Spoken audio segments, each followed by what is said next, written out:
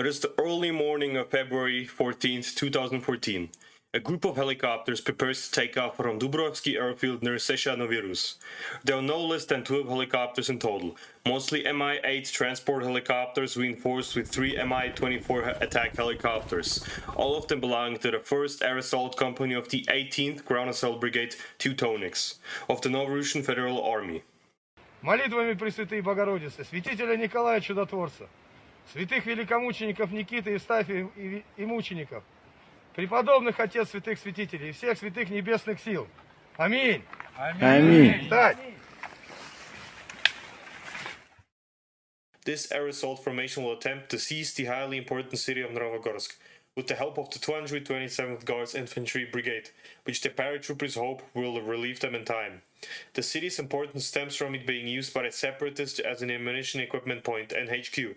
Not only that, but it also contains a road leading to the capital of Bryansk, as well as roads leading to the various other strategic points in Bryansk. And finally, there is Bimbas Steelworks, which the BSM in 2008 converted into a manufacturing center, producing improvised armored vehicles as well as tanks. Due to these factors, the NFA attempted to seize Novogorsk in 2011, which failed and left the city in ruins.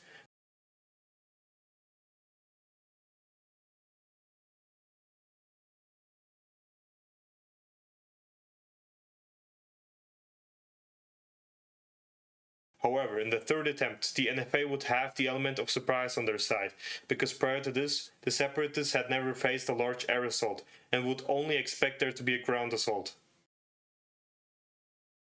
At 7 a.m. ground assault, elements of the 227th began their push towards Novogorsk. This caused the BSM's 332nd Infantry Brigade and a group of Rhodonian volunteer stormtroopers to take up defensive positions, mostly along the road, running through the city for the oncoming ground assault. They are under the command of 35-year-old Nikita Voronov. Armed only with small arms, RPGs and a few SPGs, the soldiers are now responsible for defending the strategically important city of Novogorsk. They compensated for the lack of better equipment with a large number of experienced infantrymen. Meanwhile, at Dubrovsky airfield, news of the 227th push was passed on to the air assault formation, and the helicopters took off shortly after that. While in the air, they maintained the line formation and stayed in Novorus-controlled airspace as long as they can.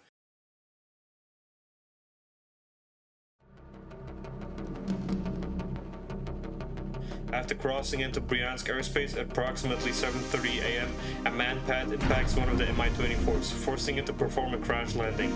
Almost simultaneously, another direct hit is scored, forcing another Mi-24 to lose altitude and crash land in an open field.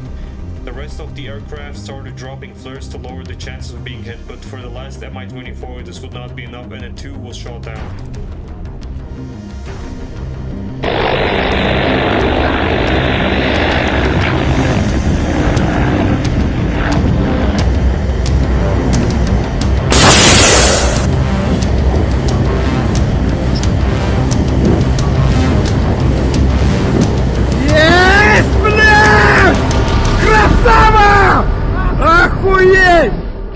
At around 7:40 a.m., the helicopter group finally lands close to Bimbas Steelworks and begins dismounting the paratroopers. At least 72 men are deployed, armed with RPGs and various small arms. These Teutonics start moving towards the steel plant.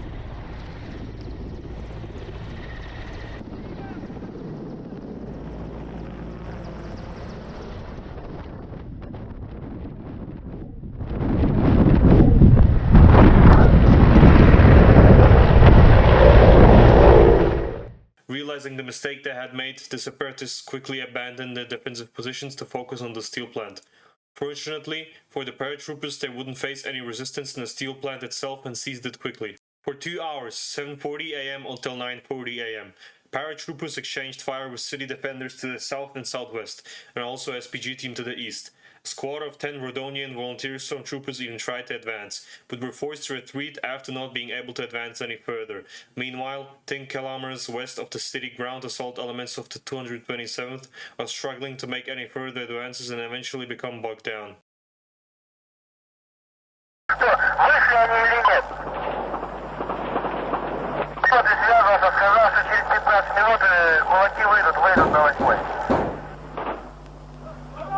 Ребята, подгоняйте, там 40 молодых парней, вы поймите, Света, там уже Я не знаю, сколько двухсотых, сколько трехсотых. Они сами посчитать не могут все это. 398. Ну где эта ленточка? Где эта ленточка? Мы даже сейчас вниз опуститься не можем. Жилого сектора тоже ведется огонь. Все. Мы уже здесь в кольце сидим, в кольце сидим. Где помощь? Срочно помощь нужна. Еще 10-15 минут темнеет. Брат, мы и так тут всех пинаем. Всех пинаем. Мне стрельчатой ленточкой нет. At 10:40 a.m., 3 hours after the steel plant was seized, a separatist squad finally gains a foothold at the western side of the steel plant. 3 helicopters arrived to deploy an additional platoon of 21 Teutonics as reinforcement. However, they were forced to abort their landing and fly around the city to avoid being hit by small arms fire.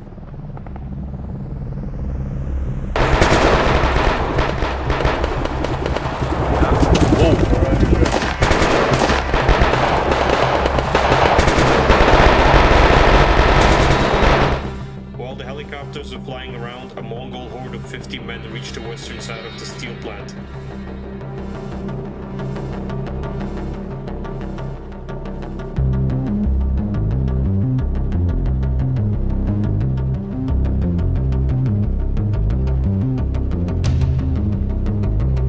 Eventually, the helicopters landed one by one and deployed the reinforcements.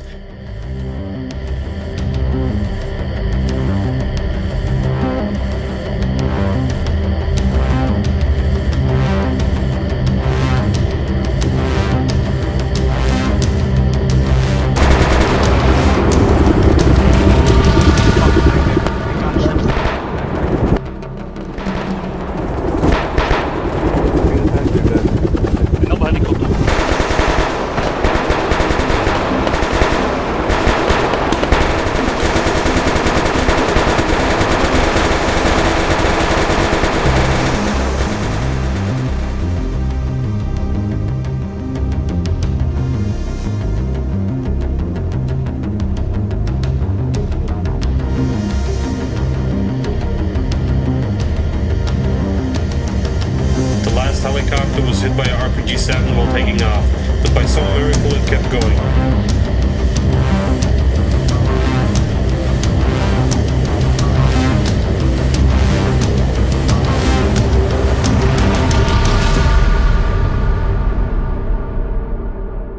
The first and third helicopters that were hit by RPGs safely landed in friendly territory, while the second helicopter flew back to Dubrovsky airfield. NFA High Command denied requests for further reinforcements and close air support, as they did not want to risk any more helicopters and soldiers. The Teutonics were quickly overwhelmed by the separatist superior numbers. Novorushian forces were also dwindling quickly as more and more became casualties. At this point, the paratroopers started abandoning their positions and escaped in small groups as hordes of separatists began flooding the steel plant. And even worse, the 227th, which was supposed to relieve them, were stopped by separatist forces 10 kilometers away. The next 2 hours was spent fighting building to building, room to room, such as in this footage, where the separatist fighter SCP fights through a section of the steel plant.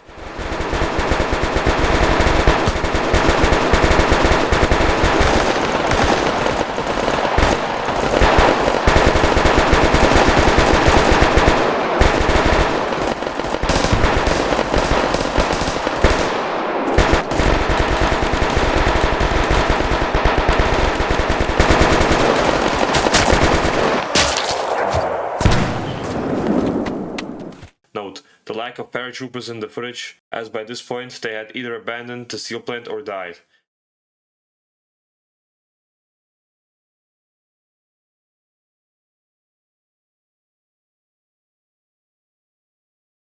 And finally, by 12:50 p.m., Bryansk forces retakes Bimbas Steelworks, which marks a significant victory for Bryansk.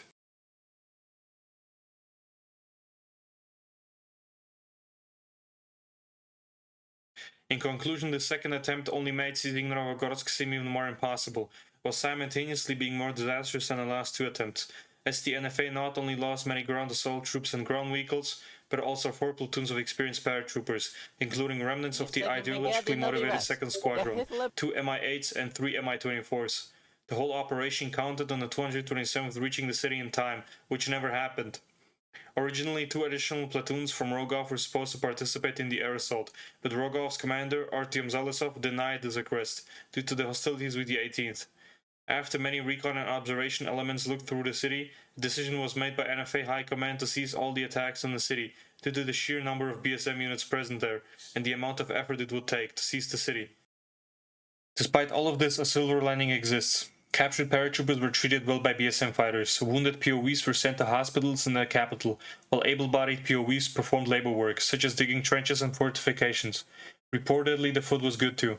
Some of the POWs recorded footage during the air insurgents, and were allowed to send it back home under the condition that they let BSM use the footage too. Exactly 2 months after the air insurrection on April 14, 2014, 40 paratroopers were handed back in exchange for 42 separatists.